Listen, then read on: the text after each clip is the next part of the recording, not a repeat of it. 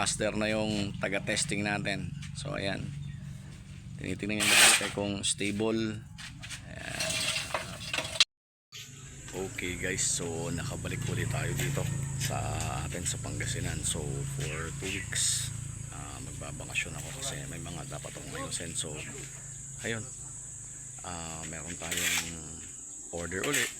Madalas naman lagi may order, kaya lang pasensya na po kayo dahil yung tawag dito, yung balik ko sa Pangasinan medyo every 2 months, kaya yung mga orders ng molder natin naiipon lang, pero nagkikater pa rin naman tayo. May inaasikaso lang tayong negosyo sa copies, kaya ganoon. Pero nonetheless, sabi ko lagi pa rin nandyan yung molder natin at hindi po mawawala yan ang promise ko sa inyo. So may inaasikaso man tayong ibang negosyo, talaga pong ganun kailangan pag-expand tayo ng resources para at least maka-survive tayo. So ayan, makikita nyo sa background si Master naghahalo ng pang testing natin. So just in a while itetest natin yung long handle molder natin na may groove. So yun naman yung tetesting natin. So i-wait lang po natin si Master at panoorin natin to. So today po i-test natin yung molder ni Mr. Anselmo Plandes. So ipapadala natin to sa kanya later pag na-test na natin. So ayan, panoorin po natin to. Okay, so ayan,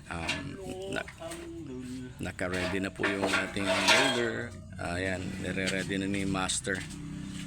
So makikita nyo, ayan, ayon si Sunny, ang dating master ni Master.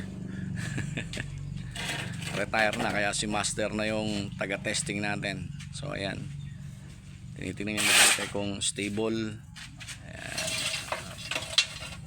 ilagay niya na ng mixture. Ayan. Ayan. Medyo tungging-tungging yung kanyang patungan. Ayun, pinahawakan na lang kay Sunny para at least mabalance lang. Pag marami kasing buhangin, dapat balance yung ilalim, pero yung isa lang yung tetest natin. So ayan, bigyan natin ng konting untog. Yan, sinasabi ko, hawakan ulit ni Sunny.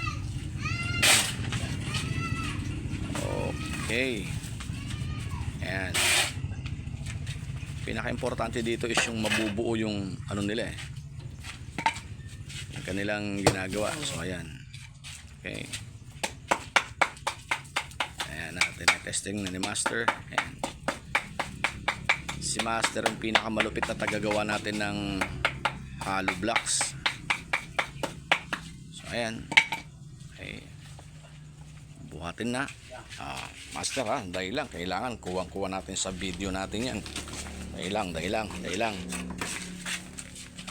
So ayan, kita natin. Sige Master, dahan-dahanin mo na, tirahin mo na. Ayan, kuwang-kuha. Oops, hinugot. Op, perfect. Wala kintuya. Groove, ayan. So Sir Anselmo, yan yung nakikita yung groove na yan. So napakaganda ng pagkakagawa. So perfect na perfect yan. So successful yung test po natin. In a little while papadala ko sa inyo yan. Ito, may groove yan. So ito, testing 2.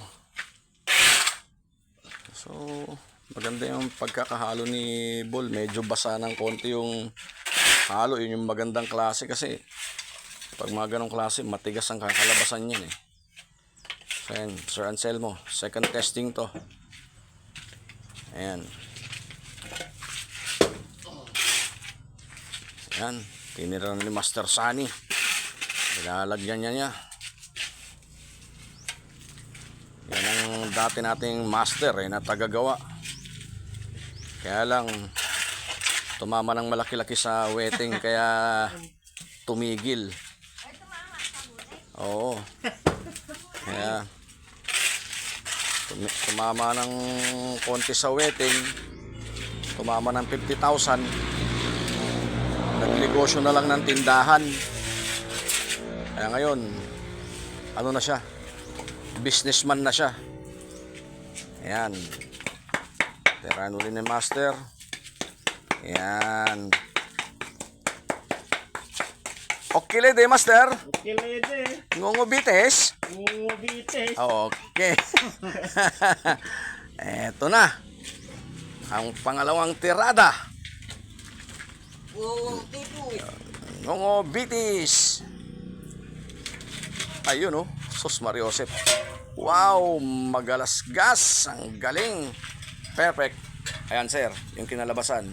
Beautiful.